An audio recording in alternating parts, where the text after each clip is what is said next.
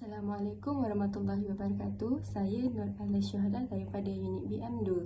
Dalam sesebuah wacana, perkaitan antara unit-unit bahasa atau unsur-unsur seperti kata, frasa, klausa dan ayat disusun dan dizalinkan dengan sempurna sehingga memperlihatkan hubungan dan perkembangan fikiran yang berkesinambungan dapat melahirkan kesatuan fikiran yang utuh. Kesatuan yang utuh itulah yang membuktikan bahawa wacana tersebut wacana yang baik dan berkualiti. Keutuhan wacana juga boleh dinilai dengan melihat wujudnya hubungan-hubungan dari aspek semantik, leksikal, gramatikal atau tata bahasa dan tentu saya dapat mengenal pasti satu contoh keutuhan semantik hubungan sebab dan tujuan dalam perenggan yang ketiga bahagian sorotan literatur. Ayat yang saya garis menggunakan warna kuning iaitu nilai yang diterapkan membantu masyarakat terhadap pendidikan, peruntukan sumber dan infrastruktur, kompetensi, sikap pelajar dan keberkesanan pentadbiran dan pengurusan serta kadar aliran maklumat turut menentukan pencapaian matlamat-matlamat dalam pendidikan tersebut. Siti Zabidah 2006.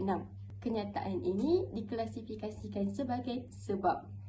Manakala ayat yang saya garis menggunakan warna hijau iaitu hal ini penting agar pelajar berupaya memberi sumbangan idea malah menerima idea antara mereka. Kenyataan tersebut pula diklasifikasikan sebagai tujuan bagi sebab yang diberikan. Bagi jurnal 2 pula, ayat yang saya gariskan bagi jurnal 2 pula, ayat yang saya garis menggunakan warna kuning. Ayat tersebut menggambarkan sebab bagi kenyataan ini. Seterusnya, ayat yang saya garis menggunakan warna merah jambu. Ayat ini menggambarkan tujuan bagi sebab. Bagi jurnal 1, saya dapati adanya pengulangan kata kemahiran dalam perenggan yang ketujuh bahagian sorotan literatur. Bagi jurnal 2 pula, saya dapati adanya pengulangan kata pedagogi dalam perenggan yang ketiga dan pengulangan kata guru dalam perenggan yang keempat bahagian pengenalan. Bismillahirrahmanirrahim. Assalamualaikum. Nama saya Muhammad Reza Saputra Ramlan. Hari ini saya akan menjelaskan tentang kejelasan penulisan berdasarkan artikel yang saya analisis. Menurut artikel yang saya analisis, penulis mempunyai koheren dan kohesi yang mantap dan berkualiti dalam artikel yang ditulis. Bukan itu sahaja, artikel yang ditulis menggunakan bahasa yang teratur dan tersusun. Penulisan artikel juga mempunyai tujuan dan penyampaian yang jelas serta logik. Penyusunan ayat oleh penulis juga digunakan dalam perenggan mencapai kejelasan dalam penulisan. Sebelum kita pergi dengan lebih lanjut lagi, mari kita sama-sama mengenali apakah kohesi dan koheren. Menurut Michael Halliday dan Ruqayyah Hassan 1980, kohesi adalah pertautan antara ciri-ciri linguistik yang menghubungkan satu urutan ayat. Bagi maksud koheren pula, menurut Asma Haji Omar 1993, koheren ialah kesinambungan atau kerikatan antara satu ayat dengan yang lain dalam sesebuah wacana. Seterusnya kita pergi kepada contoh kohesi berdasarkan artikel yang saya analisis. Jika kita lihat daripada definisi kohesi, mengikut fahaman saya, kohesi ini ia merupakan beberapa bahagian ayat yang saling bertautan dan berkaitan yang digunakan dalam satu wacana. Jika kita lihat daripada artikel yang saya sertakan, dalam kajian ini, terdapat 7 kumpulan pelajar bagi mewakili pelajar tahun akhir ditemu bual oleh seorang fasilitator yang dilantik akan menentukan hala tuju perbincangan tersebut. Ayat pertama ini merupakan ayat asas. Kumpulan pelajar boleh menyatakan apa-apa maklumat untuk dijadikan data penting. Ayat kedua ini adalah ayat penerangan untuk ayat pertama. Ini menunjukkan bahawa ayat pertama dan ayat kedua saling bertautan atau berkaitan. Ini merupakan salah satu contoh kohesi yang saya dapat berdasarkan artikel yang saya analisis. Kita pergi kepada contoh koheren pula.